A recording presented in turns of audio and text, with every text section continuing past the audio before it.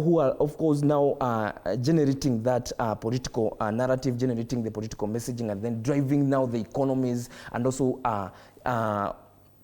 managing the affairs of their own state. So it is not enough to say that it is Kenyans who we are, of course, trying to disparage Tanzania in a bad way. And Castro says something very interesting, that our response in as far as foreign affairs is concerned, it's more not to do with the protection of Kenyans' rights, but more to maintain good relations with other countries.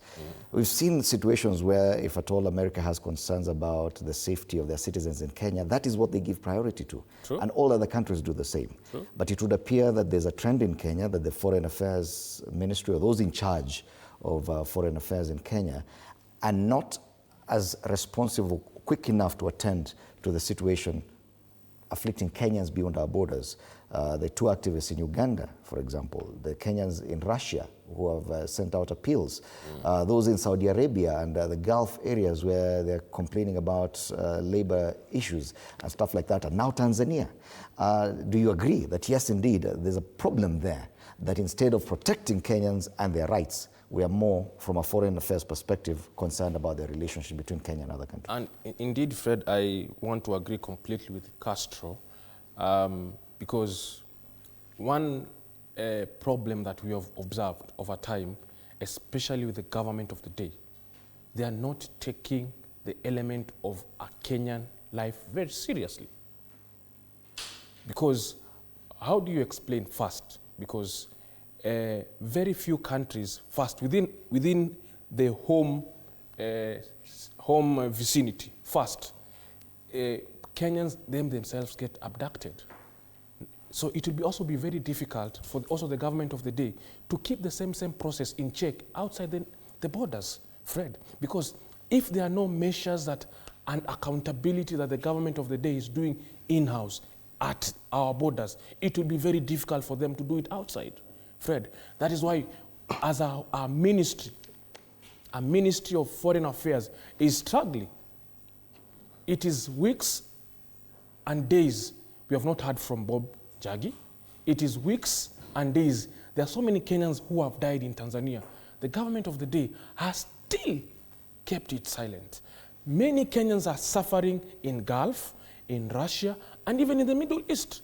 But the government of the day is more interested in the business sector rather than the human rights sector. They are more interested in maintaining deals. Fred, this government of the day has failed Kenyans. And I want to agree with you completely.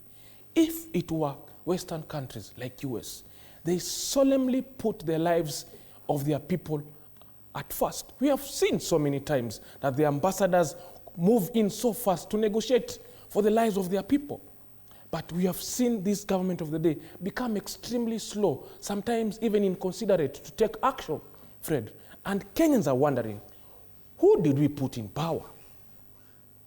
All right. It is a legitimate question, Brian, that the first job for any government is to protect the lives of its citizens, whether within the borders or beyond. You must agree that there are questions to be asked about the conduct of the Kenya's Foreign Affairs Ministry in as far as Kenyans are concerned. And it's not just Tanzania, it's across board. Since 2017, according to the progress report by the Kenya Human Rights Commission, we have been seeing that that has been the challenge.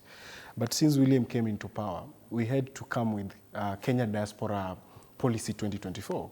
And this was to intervene on cases of where the Kenyans are being abused abroad and their rights are being violated. So we were working on something that is on progress, because recently you have seen Kenyans who have violated the laws of other countries. And some point, one Stephen Nyako, by the name, I think at some point Saudi Arabia, he was to be hanged. But through the State Department for Foreign and Diaspora Affairs, the PS for Kipkorir Brian was make an intervention, what we call justice decree of judicial matters. That was to exempt that cause because we had to pay and intervene for our persons. We didn't want any Kenyan to be killed. And that is the kind of the policy that we are bringing on place to ensure that Kenyans abroad, and in any case if they violate the rights of those lands, and subjected to something that, because the laws changes with the countries, because I do believe in Saudi Arabia, people get hanged on some mistake, like corruptions. So, because we don't want any of Kenyans to be hanged, so are the kind of intervention that we did. So, and that was something that as a country and as the government that is in place through the principality of the William Ruto, these were the things that we were working on, to have a Kenyan diaspora policy 2024, to ensure that at the end of the day, these kind of issues don't happen again, and to ensure that Kenyans abroad are protected and their rights have been never be violated. At the same time, we ensure that in any matter of any case that need intervention, we ensure that even the case of the woman who was found carrying drugs in Thailand, it was in Thailand. You see the situation that was. It was to be hanged, subjected, and the other thing. And this report has always been out because Kenyans are facing serious issues of human rights. Do you understand the concerns that probably they're taking too long in responding? And this is probably on issues around East Africa region, in Uganda, where we have 2 activists still missing. In Tanzania, we had our own former Chief Justice being deported, and there was no mention of it by the Foreign Affairs Ministry. Don't you think that that is a concern?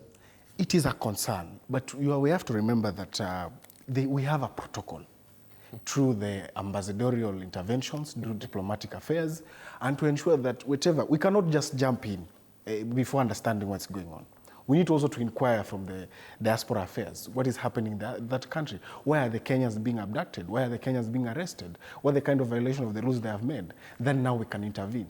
At the same time, you had yesterday, William Ruto had a conversation with the president of Zelensky, the president of Ukraine, in matters to do with the Kenyans who have been recruited in the army of Ukraine. And those are the kind of the things. And the response was very positive, that any Kenyan who has been recruited will be deported back to Kenya. And these are things that we're intervening to ensure that we have our Kenyan citizens protected. All right, I think it's time for us to take a short